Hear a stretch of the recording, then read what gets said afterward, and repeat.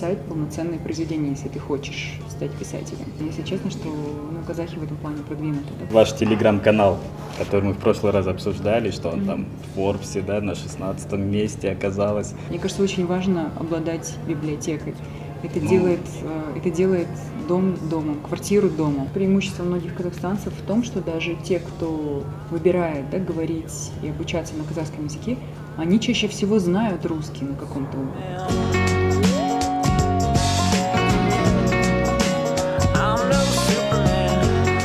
Здравствуйте, дорогие друзья! Сегодня у нас в гостях Майя Акишева, прекрасная Майя Акишева. Здравствуйте! Очень рада приветствовать на нашем канале. Спасибо, что пригласили. Сегодня поговорим о литературе, и я думаю, и не только. И первая моя мысль. Сейчас вы знаете, что очень много развиваются мессенджеры, очень много переписок, и теряется смысл обычных сообщений, как раньше было, например, письма отправляли, телеграм писали за каждую, можно сказать, за каждую букву и знаки препинания, где платили. И в связи с этим наблюдается среди молодежи очень много ошибок допускается в переписках. Как редактору вас это напрягает? Больно ли мне смотреть на это? Да.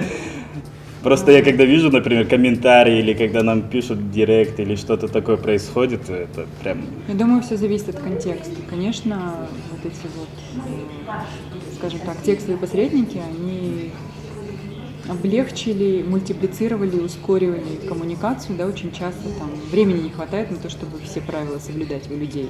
Мне кажется, зависит от контекста. Если ты пишешь другу ночью в ответ на мем, что-то там такое, ты можешь написать без знаков препинания. Если ты, не знаю, подаешь резюме, да, и хочешь получить работу, разумеется, у тебя должно быть все грамотно. Если ты претендуешь на должность редактора или журналиста или автора, то, конечно, это очень приветствуется быть грамотным, да, человеком. Если ты позиционируешь себя как образовательный ресурс, ты не можешь позволить себе допускать ошибок даже в СММ, например. Многие очень поверхностно относятся к соцсетям, да, это вроде как непечатное слово, да, сейчас все проще. Нет, на самом деле это не так.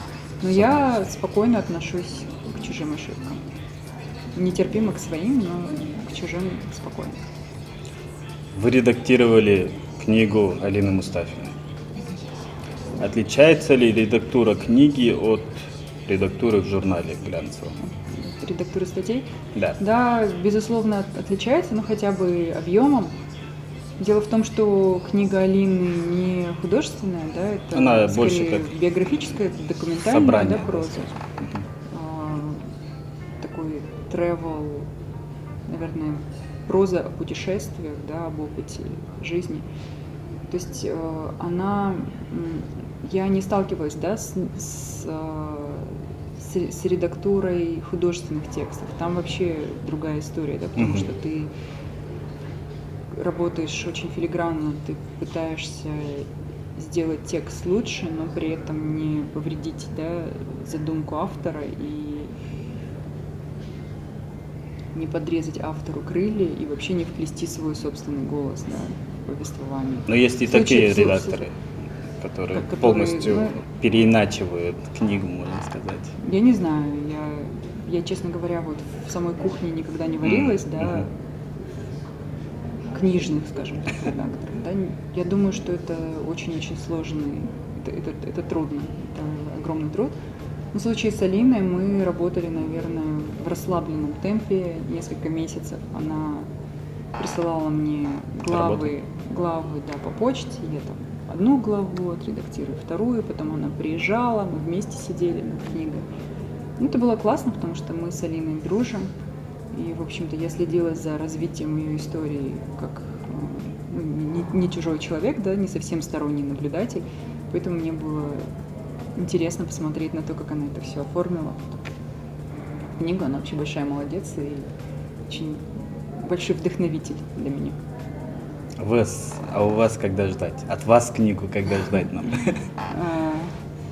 Сейчас вообще будет нескромно, да, какие-то комментарии давать на этот счет, не имея ничего за пазухой. Я я все еще как питательный бульон, но вот в процессе. Создаете что-то? Я не создаю, я аккумулирую какие-то смыслы, да, пока что я ничего не пишу, ну, помимо каких-то заметок, набросков, да, то есть записок, которые, возможно, послужат потом костяком, да, или какими-то деталями.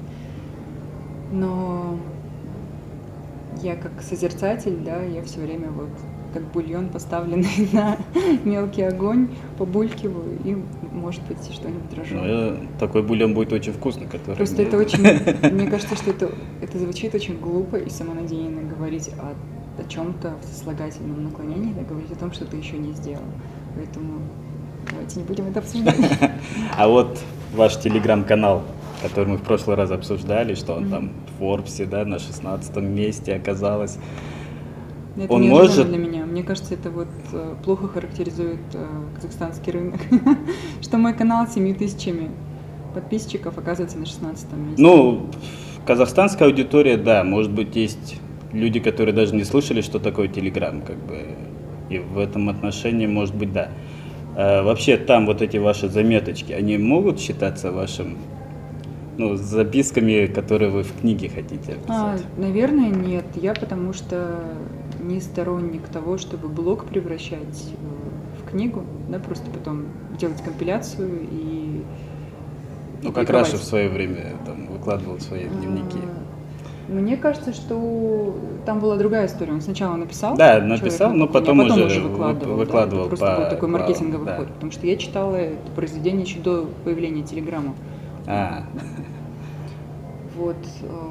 Я с удовольствием, да, прочитала несколько образчиков такой вот интернет-прозы, и мне понравилось.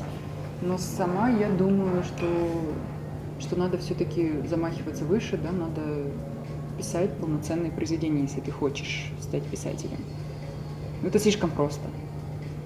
Это слишком просто взять и тиснуть то, что ты там быстро-быстро ночью накропал. Хотя, повторюсь, книги-то тоже разные бывают. Бывают и биографические, документальные, да, вещи. Мемуары. Мемуары, да, где, конечно, пригодятся, наверное, и такого рода записи. Плюс есть примеры авторов, которые из интернет-авторов стали, скажем так, бумажными авторами, да, были опубликованы. Ну, это которые в Фейсбуке писали. Ну, не в Фейсбуке, а скорее в живом журнале. Live Journal, да, породил там целую плеяду этих авторов-тысячников, некоторые из которых стали писателями, как Марта Кетра. Я говорила, да, на встрече, да. Упоминала. Там очень много, по-моему, из ЖЖ произросло. Они просто сейчас все перешли на Facebook, но изначально это оттуда обитатели живого журнала. Да. То есть медиум, да, среда не имеет значения, главное... Развить. Да. Развиваться в этом направлении. Развить свои идеи во что-то цельное. Потому что блог — это же не цельное произведение. Ну, мне кажется, мемуары — это тоже как блог своего времени. Потому что это отрывки. Мне кажется, для того, чтобы писать мемуары, надо состояться в какой-то другой области, да, для начала. То есть надо быть... Прожить какую-то интересную жизнь. Прожить жизнь, во-первых. Во-вторых, быть интересным человеком, ну, помимо там, писательской, да, стези. То есть, я не знаю, режиссером каким-то или политиком. Ну, специалистом ученым, своего... Да, чье жизнеописание могло бы быть интересно людям, да? Потому что если я там доживу до 70 лет и вдруг решу написать мемуары, ну, маловероятно, что кроме моих друзей, да, которые, возможно, к тому времени уже впадут в старческую деменцию, да, что кому-то это будет интересно.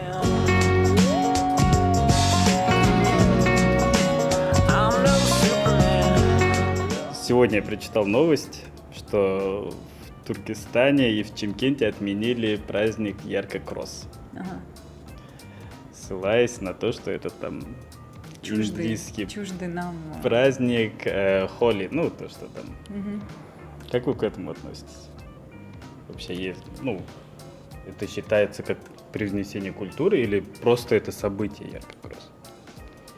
Ну, к отмене такого невинного и, в общем-то, симпатичного мероприятия я отношусь плохо, ну, как здравомыслящий человек, да, это очень, очень глупая аргументация, да, которая приводится. Вы читали, да, эту новость? Да, читала, там прокомментировали, что это чуждое религиозное влияние, которое какой-то странный термин использовался. Не растляет, а что же делает? Не утомляет сознание. Какой-то странный глагол использовался. Типа резонанс произвел среди населения, что-то Нет, такое. даже было. не резонанс. Очень, очень странный глагол, неуместный. Мгм. Как бы то ни было. Это, мне кажется, стрельба из пушки по воробьям. Ну, кому плохо сделал Ирка Кросс? Это не человеческое жертвоприношение. Да? Люди просто обсыпаются разноцветным порошком. Бегают, Это прыгают, красиво, танцуют, это да. весело. Все, что приносит человеку радость, да, искреннюю, ну, неплохо. Ну, опять же, если это не человеческое жертвоприношение.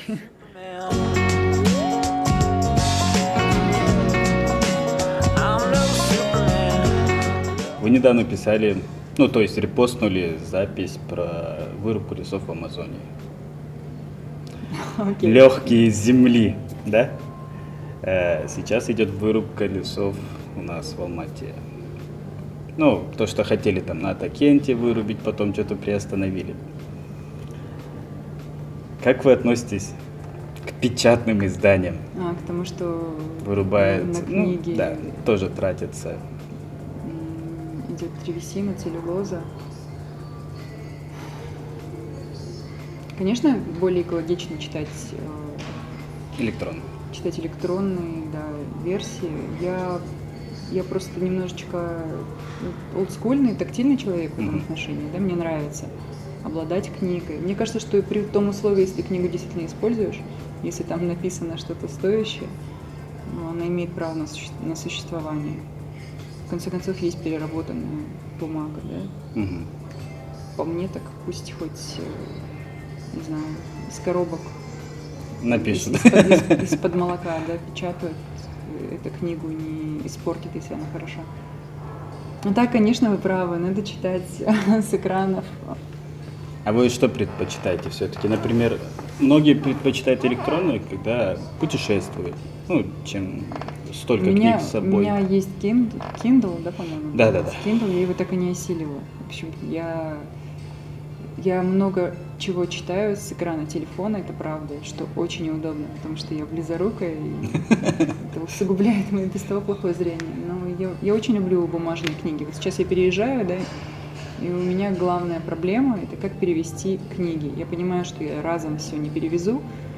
В общем-то, я в последние годы уже перестала даже покупать активно книги, чтобы не разрасталась библиотека, потому что сложно перевозить, да, ее переезжать с места на место. Вот, ну вот этот вот, я не знаю, снобский каприз, что ли, назовите это так, да. Мне кажется, очень важно обладать библиотекой. Это делает дом домом, квартиру домом. Жизнь, в общем-то, признался. я так росла, да. У большинства моих друзей и знакомых, да, в родительских домах и в их квартирах уже впоследствии, да, были библиотеки. Библиотека – это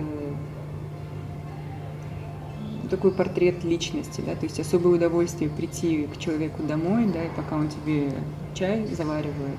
Либо смотреть альбом, либо пройти по библиотеке. Ну, даже альбом не важно, потому что в Инстаграме все можно посмотреть. Не, в советское время это же было такое.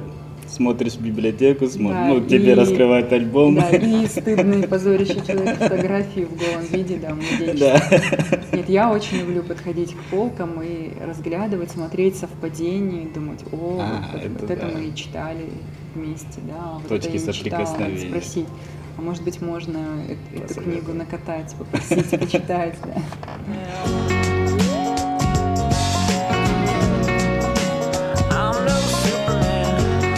Вы же знаете про цены на книги, Ну, например.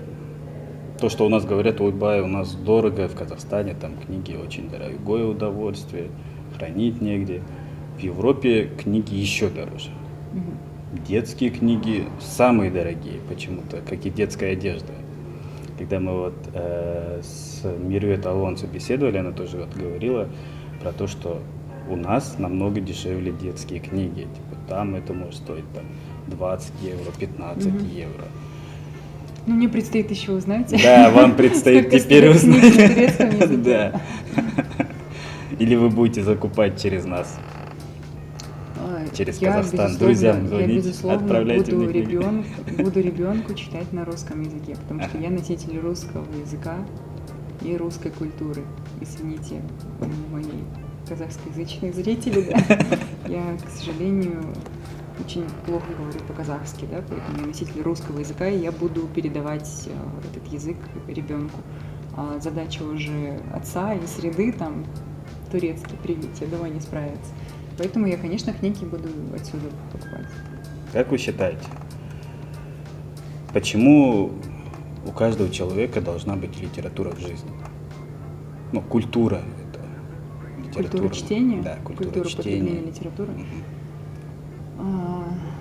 Это просто экономный способ познания, скажем так, да, то есть можно получать информацию эмпирическим путем, да, на собственном опыте. Можно погружаться в миры, да, созданные другими людьми. И волшебная сила литературы ведь заключается в том, что она просто раскрывает возможности нашего мозга, да, и нашего воображения, с которыми не сравнится ни один компьютер, да, и никакая виртуальная реальность. Мы просто можем, благодаря автору, да, моментально переноситься в искусственно сконструированный мир, да, и получать и опыт, и ответ на вопросы философские, а может быть и не философские. Наслаждаться, получать наслаждение. Это такой, мне кажется, один из самых бюджетных, да, и не энергозатратных способов получать удовольствие, при этом умнеть. Я вообще считаю, что надо читать художественную литературу. Сейчас очень модно читать литературу по саморазвитию. Саморазвитие, бизнес-литература, психология. Ну, психология меньше. Нет, психология тоже. Сейчас вообще век расцвета психологии. Да, мне, кстати, тоже нравится психология. Но там тоже, кажется, и психологи есть. В большей степени, чем литература по саморазвитию, да, современная. Потому что психологи, они, в общем-то, пограничны с философами, да, они граничат с философами особенно. Но это переплетение науки. Великие психологи, да, вроде, не знаю, Юнга, Фрейда, Фрома и других ребят.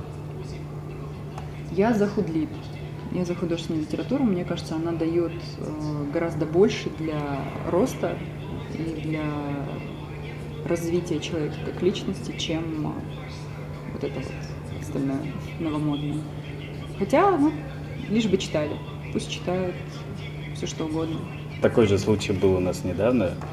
Пришли двое молодых людей и спрашивают: у вас есть книга по саморазвитию? Книга? Да.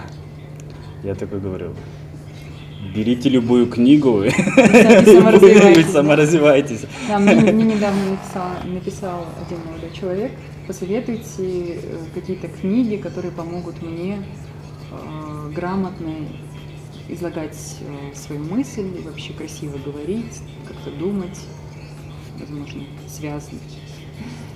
И я задумалась, невозможно ткнуть пальцем там в какую-то энциклопедию, Библию и сказать: вот, читай, твои и ты вопросы. будешь Да, красавчик. Мне кажется, должна быть просто вот жадность к чтению, да, когда ты просто поглощаешь все печатное вокруг себя. Потом ты уже учишься фильтровать, да, и поглощаешь только качественное и интересное, уже там с первых страниц понимаешь, качественная это литература или фигня. Это как с фильмами. Да, есть насмотренность, да, есть начитанность. То есть невозможно проскочить этот этап, да, невозможно не читать запоем, да, вот все подряд. То есть нельзя в себе развить третий глаз, который будет позволять вот увидеть именно ту книгу, которая каким-то образом на тебя повлияет. Ты не знаешь, что на тебя повлияет. На тебя может повлиять и детская книга какая-то, там, волшебная сказка, да, которую ты в 5 лет услышал, у тебя в голове что-то там осталось. Сомкнуло. Поэтому не знаю, но я бы вообще советовала всем вспомнить еще русскую классику, которую сейчас подзабыли, потому что сейчас очень много переводной современной западной прозы, да, и, ну не только западной, но и иностранной прозы. А так как у нас очень многие годы существовал некий голод, да, из-за железного занавеса. Ну, видимо, из-за этого и пошло все. Ну, новое поколение-то, оно уже не знает, что такое этот литературный голод, да, когда какие-то вещи были запрещены, да, что там можно было читать там только в распечатке, там надо было прочесть за ночь, передать другу, да, и не спалиться, что у тебя был какой-нибудь там Солженицын, да, или тот же «Мастер и Маргарита».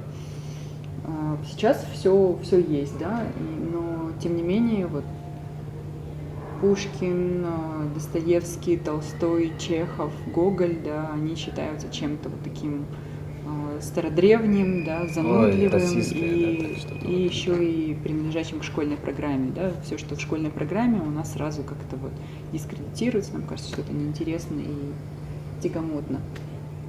Просто если вы пишете, хотите научиться говорить и писать по-русски, а не по-английски, да, вам надо читать первоисточники, да, книги, написанные русскоговорящими писателями, которые написали произведения на родном языке.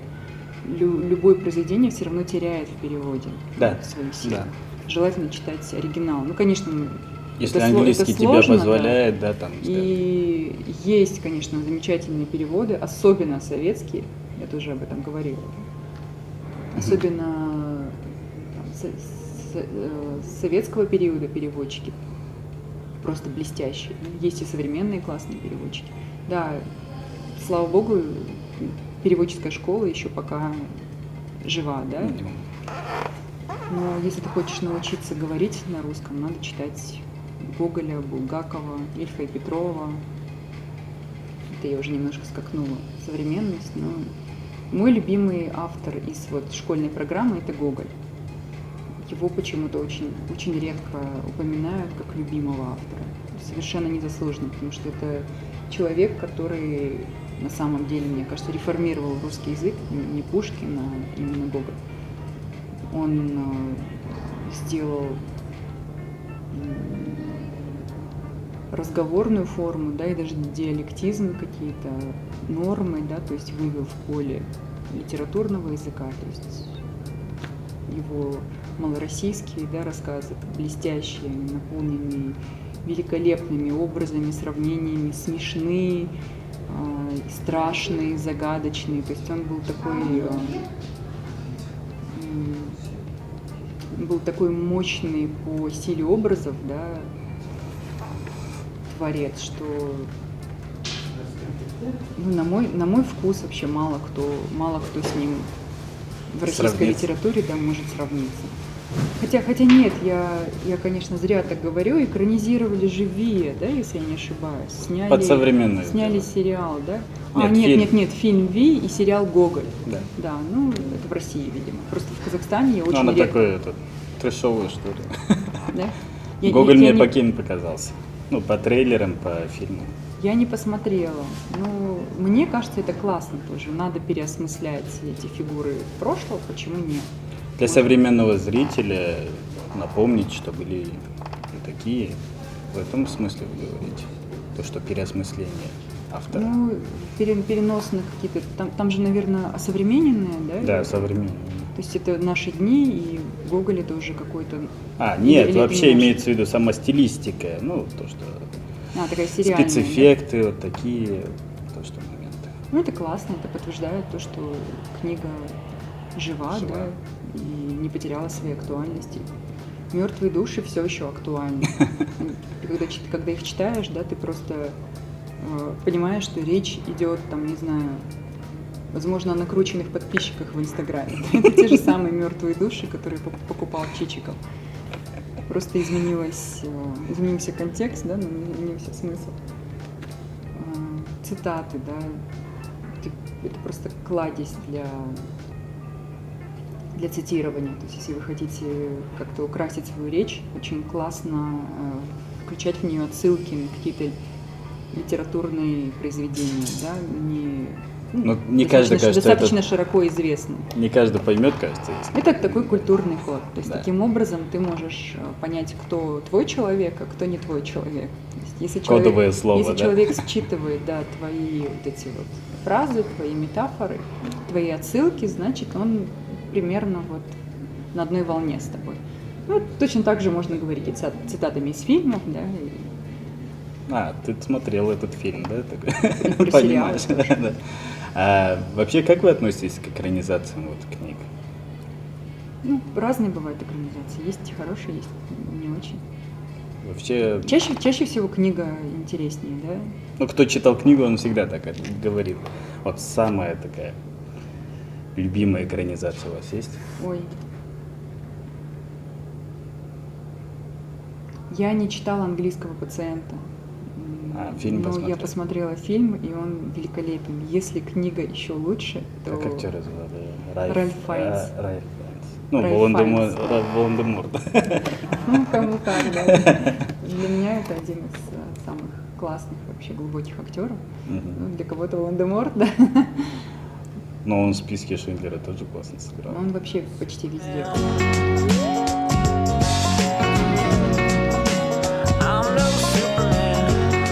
Вы говорили, что вот Салем Social Media, то, что читали статью, да? А с вами они не пересекались никак? Они даже мне присылали запрос на рекламу у меня в аккаунте, но я отказалась. Я не знала еще тогда, какие грандиозные планы. Это в начале это было? На гегемонию имеет Салем Social.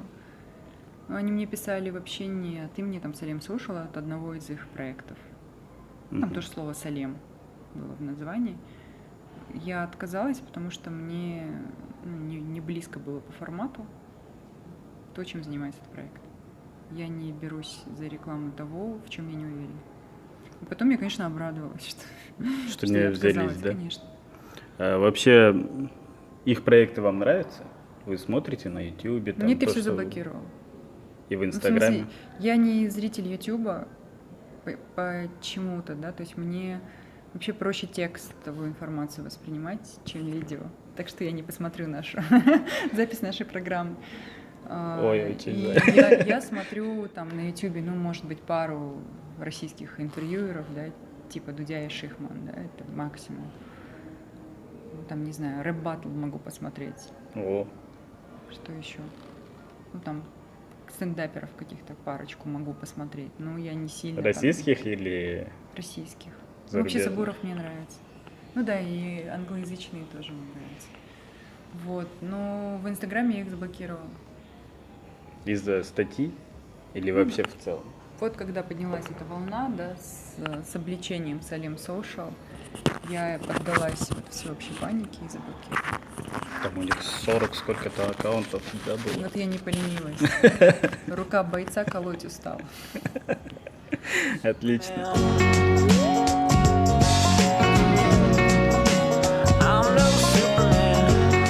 Я читала такую интересную статью о том, как вообще выборочность в отношении того, чьи произведения переводятся на твой язык, влияют на национальную литературу и на национальный язык.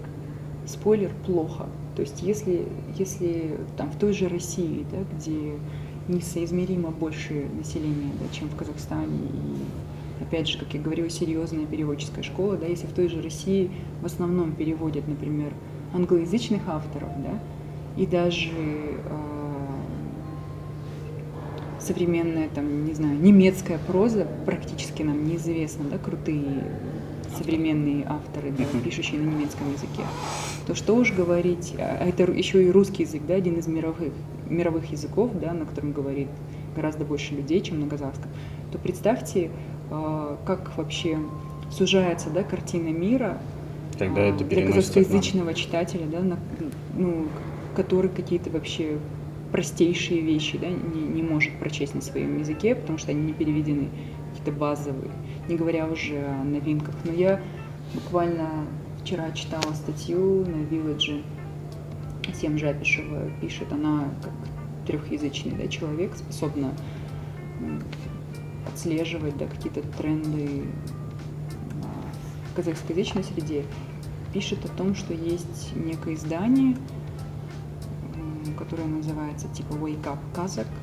по-английски, по-моему. И они переводят на казахский язык, может быть, не книги, но статьи на актуальные темы. Это какие-то, наверное, большие статьи зарубежные, да? Ну, возможно, да, какие-то лонгриды, ну, такие на актуальные темы, там, от эвтаназии она приводит пример, до чего-то еще. Ну, сейчас начали пускать субтитры на казахском. Это Я знаю, что, по-моему, да. Белим, да, переводит и книги, и вот они недавно один онлайн-курс, я просто сейчас занимаюсь, да, онлайн-курсом, и знаю, что они перевели онлайн-курс Барбары Оукли на казахский язык, ну, то есть делают доступные для казахскоязычной аудитории, ну, современные вещи. В этой же статье ICM говорит о том, что увеличилась прослойка людей, которые выбирают казахский как язык обучения, да, соответственно, язык образования, язык познания. Поэтому это супер актуальная, супер важная ниша, не заполнена, но можно смело... Вот Бейбит Алибеков сейчас Илона все, Маска перевел на казахский. Да, кстати, ну классно. Просто у нас очень много запросов приходит, например, там, что было из последнего?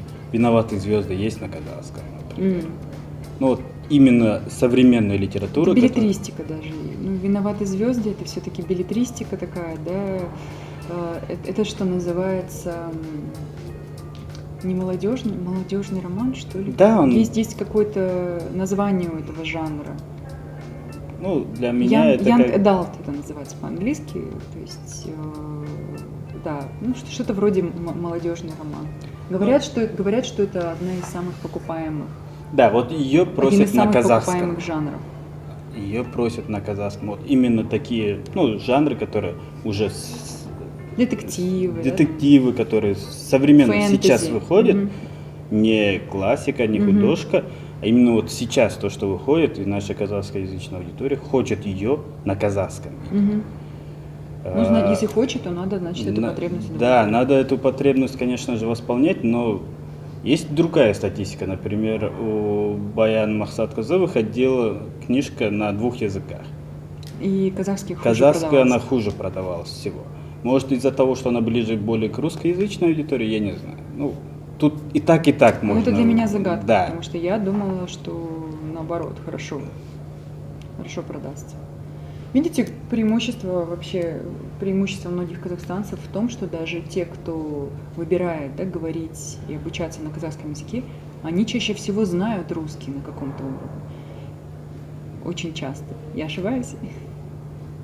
Может быть, какая-то доля, может быть, есть, которая знает и понимает. Но все-таки окружение же.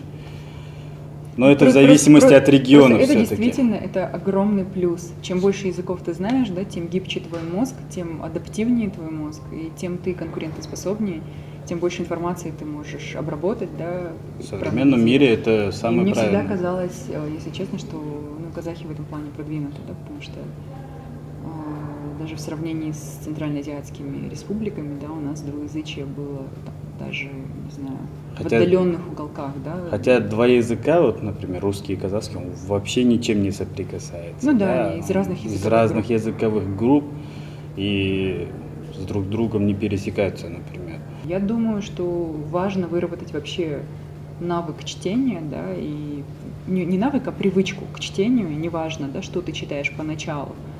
То есть мне кажется, что количество, оно неизбежно переходит, не хотелось бы верить в это, что количество должно перейти в качество. Хотя практика показывает обратное, да, есть люди, которые там всю жизнь читают Донцову и, в общем-то, довольны. Почему все так не любят Донцову? Потому что произведение отвратительно. И в конце концов, да, есть, если ты любитель жанра, да, я не люблю детективы. Кроме Умберто Эко. В этом жанре есть просто блестящие образцы, да. Почему бы не читать что-то крутое, если у тебя есть возможность, вот перед тобой стоит выбор, да, и съесть блюдо изысканной кухни, да, ну, кому-то фастфуд или бич-пакет, да. Ну окей, хорошо, иногда я тоже там ем бич-пакет и не брезгую.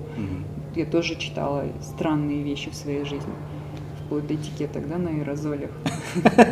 Но ты же не будешь каждый день, да, изо дня в день выбирать, там, не знаю, какой-то полуфабрикат и даже не дать себе, ну, не потрудиться попробовать что-то круче, да, что-то, что поднимет тебя уровнем выше.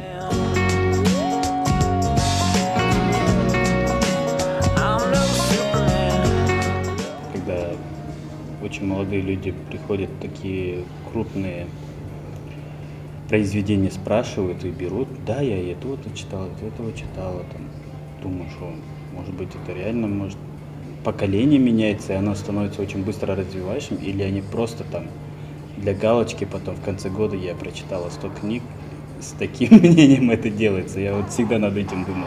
Просто есть реально книги, которые, например, может, ты в подростковом прочитал, и которые сейчас, когда тебе 30, ты прочитаешь и уже по-другому осознавать. Однозначно. Да. Либо есть книги, к которым я не готов, например. Да. Для меня он еще сложен, и я просто открываю пару страниц и понимаю. Есть, знаете, книги, которые ты перерастаешь. Вот если ты их не прочитал в свое время, да, она уже тебе они уже могут не зайти, когда ты взрослый. Вот я часто наблюдаю, как не заходит Селлинджер. Вот Селлинджера надо читать, когда ты подросток, да, влюбляться в него. Детективы? Например, нет, Селлинджер «Над пропастью во ржи». Вы про это. «Ловись, рыбка-банан», когда его рассказывают. Ну, Селлинджер как раз-таки и популярен среди такого возраста. Да, просто те, кто его выпускает, он же входит, по-моему, «Над пропастью во ржи» входит в список там каких-нибудь 100 книг для прочтения. Где советуются. Если тебе уже там 30, например, да, ты смотришь другим взглядом, и очень часто у тебя вызывает отторжение, да, и главный герой, да, и вообще там вся фабула. Я вовремя прочитала, да, поэтому со мной все в порядке. А вот я наблюдала, как моим знакомым не зашло. Или кто еще? Не знаю, мне кажется, что в фантастику надо влюбляться, пока ты юный. Да. Это и развивает человеческие мысли, далекие космосы, можно сказать. А вы, кстати, читаете переводную литературу? Вы вообще на казахском читаете? На казахском в школе, наверное, читал. А сейчас нет? То есть вот эти вот вновь изданные книги Илона Маска и прочее вы не читаете? Вновь изданное это что у нас? Илон Маск, он недавно вышел. Переведенный. А что еще переводится? Какой-то переводили «Самый богатый человек в Вавилоне» на казахский. Но просто они переводят, знаете, как пиратская версия же есть. То есть это подстрочник, это некачественный перевод? Некачественный перевод. Он без лицензии, без ничего, просто взяли обложку, сделали на казахском, покупайте. Это мне не нравится. Потом сейчас казахский стало очень сложно читать. Я как носитель языка и как понимающий. Из-за перехода на латиницу? Не из-за перехода на латиницу, из-за внедрения очень много новых слов. Какие-то слова, которые можно было бы оставить, например, то, что в русском языке есть там иностранные слова, заимствованные слова, наши стараются ее переводить. Ну зачем переводить интернет в ламтор, да, скажем так? Ставь интернет, он по всему миру интернет. Вот таких слов, которые ты потом ломаешь мозг, то все. Что это значит? Да, потому что я сам инженер по метрологии, стандартизации, мы изучаем стандарты, да. Есть государственный стандарт на казахском, на русском. Ты читаешь казахскую часть, я вообще забываю, что я читал, не понимаю. Я беру русскую часть и потом понимаю, о чем был этот стандарт. Многие такие некачественные переводы. Вот большая проблема в чем. Также и с субтитрами в фильмах, которые я только что затронул. Я смотрю, читаю и одновременно слушаю, и тогда у меня мозг ломается, потому что такой страшный перевод. Неточности. Неточности. Ну да, это проблема.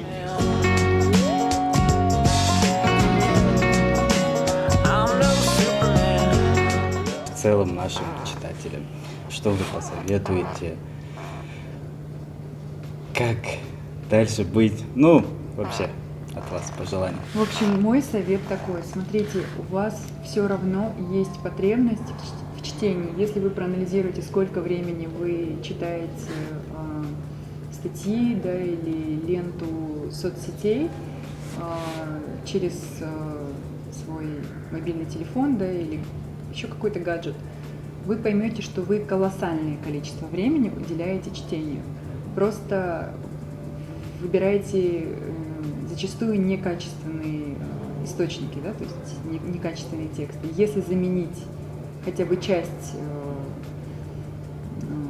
этого контента книгой хорошей, нейронные связи новые начинают образовываться, и мозг крепчает, делает вас гибче, конкурентоспособнее, интереснее как собеседник. И вообще, мне кажется, чтение продлевает и жизнь, и украшает жизнь, потому что можно абстрагироваться от собственной скучной жизни. Вот. Спасибо большое за Спасибо беседу, вам. очень приятно было. И доброго пути, счастливого пути вам. Спасибо. Мы будем по вам скучать. Спасибо. Ой, я от вас не отстану, буду писать.